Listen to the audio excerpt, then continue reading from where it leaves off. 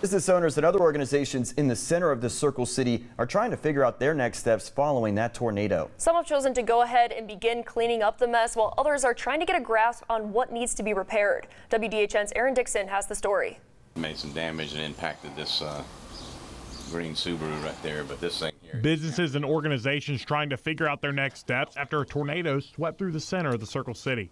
It's a lot to deal with and a lot to process, and today is like hard to believe we made it. Anderson, the owner of Southside 66, decided to close up shop and head inside with his wife and grandchild when the storm started to roll in, even rescuing a man looking for shelter. I kind of hesitated to open the door because I was afraid the suction would pull one of us out, but if he would have stayed outside, it would have snatched him up and he wouldn't be here. The storm damaging cars they were fixing up for customers, destroying a power pole, Snapped it off like it was nothing. taking off a fence in the backyard of their business, Wrong, but it broke it like it was nothing. and breaking decking boards. Anderson now surveying the damage and figuring out what to do next. The biggest thing is cleaning up and trying to make sense of the work that I've got on my plate already that I've got to turn out and explain it to the owners. So we're going to work on that in the next day or so. Another building hit by the tornado was Christ Miracle Ministries, who over 24 hours ago had their windows blown out by the storm.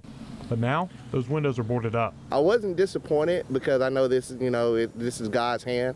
However, it does kind of hurt at the same time. But all the work that you put in, it feels like it's going down the drain, but it's not. Everything happens for those who love the Lord. Holt says that the owner of the building will be in touch with their insurance provider about the roof, and the church will work on replacing the windows and finish cleaning up the property.